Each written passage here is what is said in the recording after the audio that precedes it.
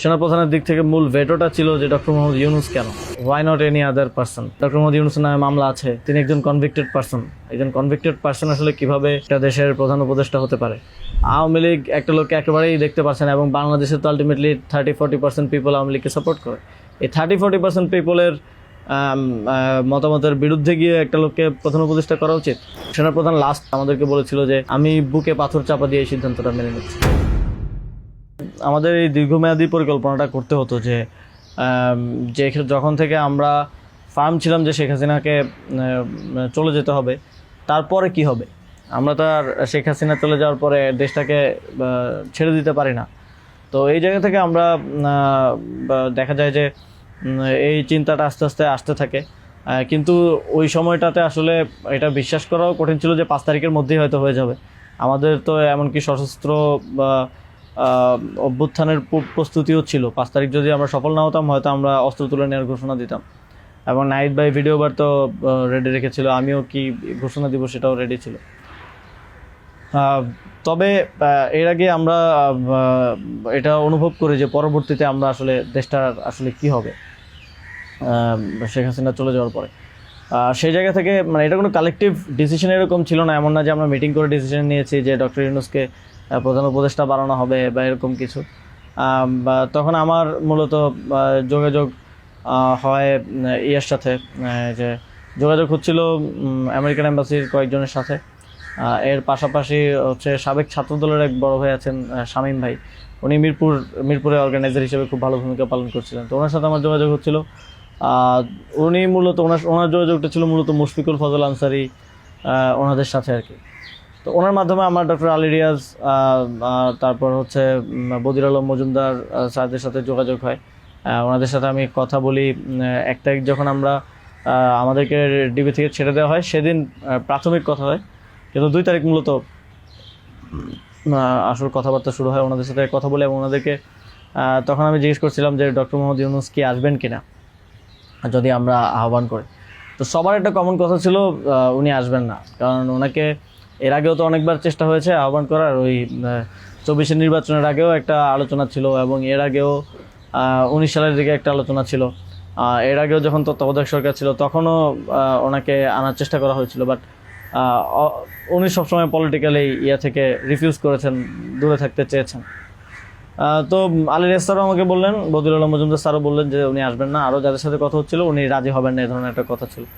But আমি সরাসরি ওনার সাথেই কথা বলতে চাই, এবং তখন হচ্ছে শামীম ভাই আমাকে ওনার বর্তমান যে এপিএস সাব্বির ভাইয়ের নাম্বার দেন।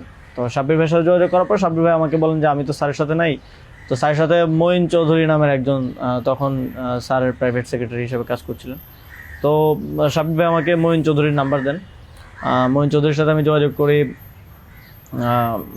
2 তারিখ কি 3 তারিখ হবে, এবং ওনার সাথে আমার কথা হয়। এবং উনি তখন বলছিলেন যে স্যারের একটা ছোটো সার্জারি আছে। স্যার তখন ফ্রান্সে ছিলেন। তো সার্জারি আছে, এবং পরবর্তীতে আমি ওনাকে মেসেজগুলো ক্লিয়ার করার চেষ্টা করি যে আমরা চাচ্ছি এমনটা। তো উনি স্যারের সাথে কথা বলেন। স্যার আমাদেরকে পরে একটা মেসেজ পাঠান যে তোমরা যেটা করতেছো আমি তোমাদের সাথে আছি আর কি। এটা হচ্ছে 2 তারিখের দিকে স্যার একটা মেসেজ আমাদেরকে পাঠান থ্রু মঈন চৌধুরী, কিন্তু তখনও কথা হয়নি। স্যারের সাথে আমার প্রথম কথা হচ্ছে, মানে আমি বারবার ইনসিস্ট করছিলাম সরাসরি কথা বলতে, কারণ সবাই অনুৎসাহিত করতেছে যে স্যার আসবেন না, আদার অপশনস দেখার জন্য, প্রধান উপদেষ্টা হিসেবে অন্য কাউকে দেখার জন্য অনেক নামও আসতেছিল, অনেক নামও সাজেশন আসতেছিল। কিন্তু আমার চিন্তাটা ছিল যে আমাদের যে অর্থনৈতিক ভঙ্গুর পরিস্থিতি, তারপরে একটা বিশেষ পরিস্থিতিতে আমরা সরকার গঠন করলে সেটার জাতীয় আন্তর্জাতিক যেই স্বীকৃতির ব্যাপার আছে, এগুলো আসলে ডক্টর মোহাম্মদ ইউনূস ছাড়া পসিবল হবে না। তো সেই জায়গা থেকে আমি বারবার যোগাযোগ করার চেষ্টা করি। পরে মঈন চৌধুরী স্যারের সাথে আমাকে কথা বলিয়ে দেন। সম্ভবত ওনার নাম্বার থেকেই প্রথম কথা বলা হয়, এবং স্যারকে আমি অ্যাপ্রোচ করার পরে স্যার আমাকে বললেন যে আমি হচ্ছে তোমরা অন্য কাউকে ভাবো। এটা সম্ভবত 3 তারিখ। স্যার বললেন যে, এবং স্যার কয়েকজনের নামও বললেন যে তোমরা ওনাদেরকে ভাবতে পারো। এর মধ্যে 2-1 জন আমাদের উপদেষ্টা পরিষদেও আছে এখন। স্যার বলেন যে আমার লাইফটা তো ডিফারেন্ট, আমি ওইখান থেকে আসবো কিনা। এবং উনি বলেন যে তাহলে, আমি যখন বললাম যে স্যার আপনাকে ছাড়া হবে না, আপনাকে আসতেই হবে, তখন উনি বললেন যে আমি ভেবে দেখি, তোমরাও ভাবো, যদি আদার কোনো বেটার অপশন পাওয়া যায় তাহলে তোমরা ভাবো, আর আমিও ভেবে তোমাদেরকে জানাবো। তো 3 তারিখ তো অনেক কিছু আনসার্টেন ছিল, এক দফা শুধু ঘোষণা হয়েছে, কবে পতন হবে, কবে আসবে, এটা আনসার্টেন ছিল। তো আমার মনে হয় এটাও ডিসিশন নেওয়ার ক্ষেত্রে একটা বাধা ছিল সে সময়। কিন্তু আমি যথেষ্ট, আমার মনে হচ্ছিল যে উনি ডিনাই করলেও he is to some extent positive, যেটা বাকিদের থেকে আসতেছে যে একেবারেই আসবে না এরকম। আসিফ স্যারও বলতেছিল যে আসবে না স্যার, রাজি হবে না। তো আবার আমার মনে হচ্ছিল যে এই লোকগুলো তো সবাই স্যারকে পার্সোনালি চেনে, তো ওনারা বলতেছে, কিন্তু আমরা ইনসিস্ট করি, আমি ইনসিস্ট করি, এবং আমি তখন আসলে বাকিদেরকে জানিয়ে রাখছিলাম যে আমার স্যারের সাথে যোগাযোগ হচ্ছে। তখন এটা কোনো কালেকটিভ ডিসিশন ছিল না যে ওনাকে আমরা প্রধান উপদেষ্টা করব। আমি নাহিদ ভাই, মাহফুজ ভাইদেরকে জানিয়ে রাখি যে আমার ওনার সাথে যোগাযোগ হচ্ছে, দেখি এটা কোথায় যায়। আর সবার কাছেই তো তখন সময়টা আনসার্টেন ছিল যে কখন পতন হবে, কখন সরকার হবে। এটা অনেক ফার সাইটেড আসলে বিষয় ছিল ওই সময়টাতে, কারণ আমাদের মনে হচ্ছিল না যে 5ই আগস্ট পতন হবে, আমাদের মনে হচ্ছিল যে আরও হয়তো দীর্ঘ সময় আমাদের লড়াই করতে হতে পারে। ইভেন সব ধরনের সম্ভাবনাই ছিল, এটা একটা গৃহযুদ্ধের দিকে যাওয়ার পরিস্থিতিও ছিল ওই সময়টাতে। তো পরবর্তীতে যখন এরপরও স্যারের সাথে আমার কমিউনিকেশন, স্যারের টিমের সাথে কমিউনিকেশন চলছিল। 5 তারিখ মূলত স্যারের সাথে আবার কথা হয়। মঈন চৌধুরীর সাথে রেগুলারই কথা হচ্ছিল, প্রতিদিন 2-3 বার কলে কথা বলছিলাম। 5 তারিখ স্যার যখন সার্জারিতে ঢুকবেন, ঢোকার আগে হচ্ছে কথা হয়, যখন শেখ হাসিনা পালিয়ে গেল সন্ধ্যায় আমরা চ্যানেল 24-এর অফিসে। তখন আমি স্যারের সাথে কথা বলতে চাই যে এখন তো পতন হয়ে গেছে, এখন একটা ডিসিশনে আসতে হবে। তো তখন মঈন ভাই স্যারের সাথে আমাদেরকে কলে যুক্ত করেন। তো চ্যানেল 24 অফিসেই নাহিদ ভাই আর আমি আমার ফোন থেকে লাউডস্পিকারে স্যারের সাথে কথা বলি। তো স্যারকে আমরা বলি যে স্যার এখন একটা ডিসিশন আসতে হবে, আর স্যারও সার্জারিতে চলে যাচ্ছিলেন তারপরে ডিসিশন দেওয়াটা। তো স্যার এক ধরনের তখন মনসম্মতি দিলেন যে আমি আসব। আর এর মাঝে তো 2 দিন স্যারও আলোচনা করেছেন বিভিন্ন পর্যায়ে, আমি আসবো, তবে বিস্তারিত কথা বলার আগে তোমরা কোথাও এটা অ্যানাউন্স করো না আর কি। তো এই আলোচনাটা হওয়ার পরে আমরা, অনেকগুলো বিষয় ছিল ডিসকাস করার মতো, আলোচনাটা হওয়ার পরে আমরা চ্যানেল 24-এর অফিসে প্রেস ব্রিফিংটা করি সেদিন রাতে, এবং সরকারের রূপরেখাটা কী হবে সেখানে ঘোষণা করি, একটা অন্তর্বর্তীকালীন জাতীয় সরকার ঘোষণার কথা বলি। এছাড়াও আরও রূপরেখাগুলো বলি যে রাজনৈতিক অংশগ্রহণ, তারপর সিভিল সোসাইটি, তারপরে অভ্যুত্থানের নেতৃত্বের অংশগ্রহণ, এই পলিসিগুলো আমরা সেখানে ঘোষণা করি। স্যারের নামটা ঘোষণা করা হয়নি। সেদিন রাতে স্যারের সাথে আবার চূড়ান্ত কথা হয়, রাতের আনুমানিক 12:30 থেকে 2টা-2:30 পর্যন্ত প্রায় 2 ঘন্টা স্যারের সাথে নাহিদ ভাই আর আমার কলে কথা হয়, এবং সেখানে আমরা বিস্তারিত বিভিন্ন বিষয়গুলো আলোচনা করি, এবং স্যারের কিছু কনসার্ন ছিল সেগুলো আমরা ডিসকাস করি যে এটা আবার 1-11 মতো একটা সরকার হবে কিনা, মানে আমরা ক্ষমতায় বসবো কিন্তু পেছন থেকে আর্মি আমাদেরকে চালাবে কিনা, অথবা অন্য কেউ আমাদেরকে ডিক্টেট করবে কিনা। স্যারের কনসার্ন ছিল এটা। স্যারের কনসার্ন ছিল যে আমি আসলে আমাকেই স্বাধীনতাটা দিতে হবে, আমি আসলে এটা আর্মি রান করবে কিংবা পেছন থেকে কেউ রান করবে, এটা হলে আমি আসবো না। তো আমরা স্যারকে বলেছি যে আমাদের পজিশনে এটাই, যে গভর্নমেন্ট যদি আমরা ফর্ম করি, গভর্নমেন্ট স্বাধীনভাবে কাজ করতে হবে, এবং এখানে সেনাবাহিনী কিংবা অন্য কোনো অথরিটি যদি হস্তক্ষেপ করতে চায়, সেক্ষেত্রে আমরা মাঠ থেকে সেটাকে চ্যালেঞ্জ করবো আর কি। তো এই ধরনের একটা নিশ্চয়তা স্যারকে আমরা দিই আমাদের এন্ড থেকে। তারপর এক ধরনের কথা হয় যে উপদেষ্টা পরিষদ কেমন হবে, স্যার আমাদেরকে বলেন যে তোমরা ঠিক করো, আর স্যার কিছু সাজেশন দেন। স্যারের টিম থেকে 6 তারিখ সম্ভবত প্রায় 5 তারিখ রাতেই 23-24টা নাম আসে আমার কাছে। তো ওই নামগুলোর সাথে আমরা যে নামগুলো ঠিক করি প্রায় কমন ছিল অনেকগুলো। তারপর আমরা একটা লিয়াজু কমিটি করা হয়, যারা হচ্ছে সকল রাজনৈতিক দলের সাথে আলোচনার ভিত্তিতে একটা উপদেষ্টা পরিষদ গঠন করবে। তো ওই লিয়াজু কমিটির আহ্বায়ক ছিল মাহফুজ ভাই। তো ওনারা কমিউনিকেশন শুরু করে দেয় জামাতের সাথে, বিএনপির সাথে, আরও যারা রাজনৈতিক দল আছে, সিভিল সোসাইটি আছে, তাদের সাথে যোগাযোগের মাধ্যমে সবার থেকে নাম প্রস্তাব আসতে থাকে। কিছু নাম ছিল কমন, আমাদের এখানেও কমন, যেমন কিছু মানুষজন, যেমন সালাউদ্দিন আহমেদ স্যার, উনি তো অর্থনীতিতে বাংলাদেশে মানে এই মুহূর্তে যদি আমরা চিন্তা করি তাহলে ওয়ান অফ দ্য বেস্ট। তো ওনার নামটা সব দিক থেকে আসে।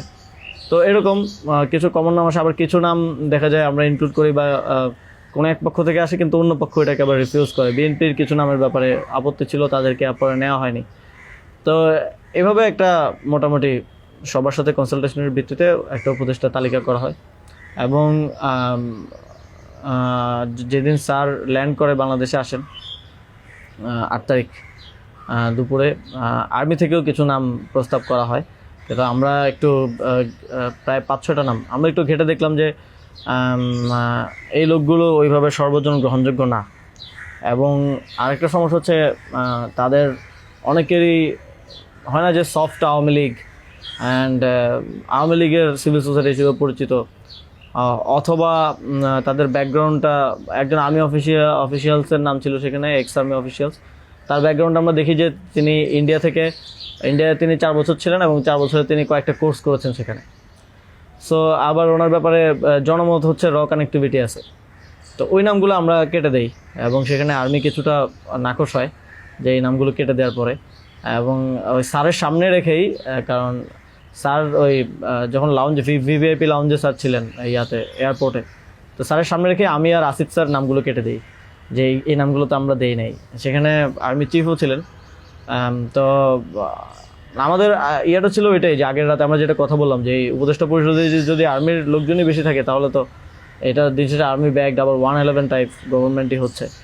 সেই জায়গা থেকে আমরা এই নামগুলো নিতে চাইনি। তবে সেখানে আমরা যুক্তি দিয়েছি যে কারণ সবার প্রোফাইলটা যখন আমরা একটু ঘাটাঘাটি করেছি দেখেছি সবারই কোনো না কোনো প্রবলেমেটিক এলিমেন্ট সেখানে আছে। হয় তার র কানেক্টিভিটি হিসেবে জনমত আছে, মানুষের মধ্যে গুঞ্জন আছে, অথবা তার আওয়ামী লীগের সিভিল সোসাইটি হিসেবে পরিচিতি আছে। তো এই ধরনের একটা বিষয় ছিল ওই 5-6টা নামের মধ্যে, যে কারণে আমরা সবগুলো নামই প্রায় কেটে দিয়ে শুধু একটা নাম আমরা রেখেছিলাম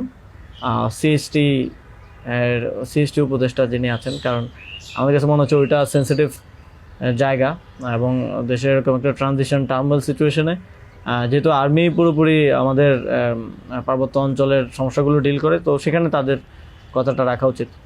সেই জায়গা থেকে ওনার নামটা আমরা রাখি, শুধু আর্মির প্রপোজাল থেকে বাকিগুলো কেটে দেওয়া হয়। তো এভাবেই একটা এবং এছাড়াও আরেকটা ইয়ে ছিল যে 6 তারিখ আর্মির সাথে আমাদের একটা বৈঠক হয়, 3 বাহিনী প্রধান তারপর রাষ্ট্রপতি, প্রায় 4 ঘন্টার একটা বৈঠক হয়।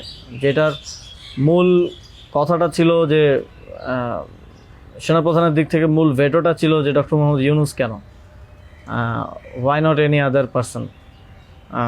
তো আমরা আমাদের জায়গায় অ্যাডামেন্ট ছিলাম, বিকজ আমরা তো 5 তারিখ রাতেই ঘোষণা দিয়ে দিয়েছি যে doctor Mohammad Yunus will be the chief adviser of the next interim government. এবং সেটা এক ধরনের বৈপ্লবিক কায়দায় আমরা ভিডিও বার্তা দিয়ে ঘোষণা দিয়ে দিয়েছি, আমরা কোনো নিয়মের কিংবা সংবিধানের তোয়াক্কা সে সময়টাই করে নেই। কিন্তু উনি বারবার বলার চেষ্টা করছিলেন যে ডক্টর মোহাম্মদ ইউনূসের নামে মামলা আছে, তিনি একজন কনভিক্টেড পারসন। একজন কনভিক্টেড পারসন আসলে কীভাবে হতে পারে, একটা দেশের প্রধান উপদেষ্টা হতে পারে। তো আমরা যখন এগুলো ডিবাঙ্ক করতেছিলাম কথাগুলোকে যে এগুলো তো আওয়ামী লীগের সময়ের পলিটিক্যালি মোটিভেটেড মামলা, এই মামলা তো দেখা গেছে সবার নামে পাওয়া যাবে, আমাদের নামেও আছে।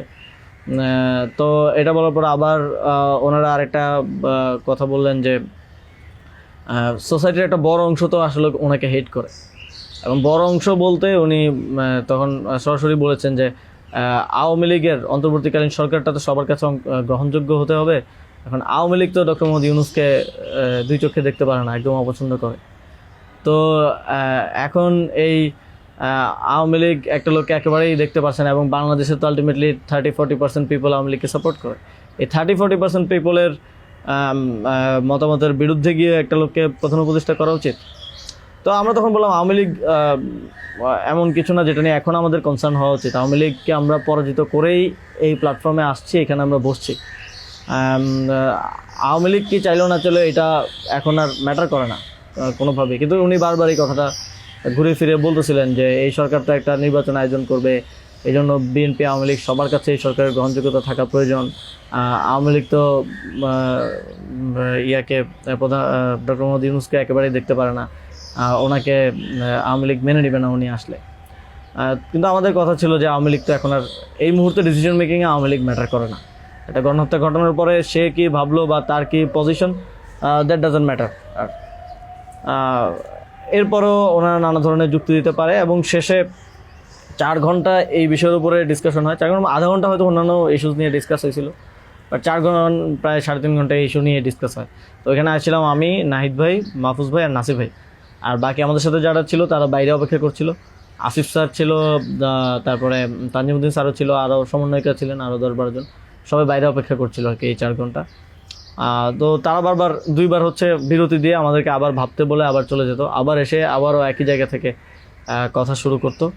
মানে আমরা বুঝতে পারছিলাম যে ডক্টর মোহাম্মদ ইউনূসকে এখানে এস্টাবলিশমেন্ট কোনোভাবেই চাচ্ছে না।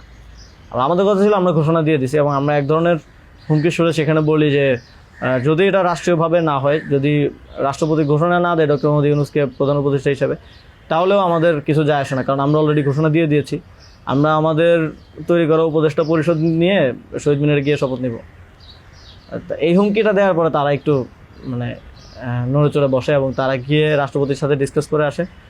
এবং সেনাপ্রধান লাস্ট আমার মনে পড়ে আমাদেরকে বলেছিল যে আমি বুকে পাথর চাপা দিয়ে এই সিদ্ধান্তটা মেনে নিচ্ছি। এবং তো আমাদের জায়গাটা ছিল খুবই রিজিড, যে ডক্টর মোহাম্মদ ইউনূসকে না আনতে পারলে এখানে একটা শক্ত সরকার গঠন করা পসিবল হবে না। এবং আর্মির যেই মোটিভেশন ছিল, এটা আবার 1-11-র মতো একটা সরকার গঠন করার তাদের মোটিভেশন ছিল।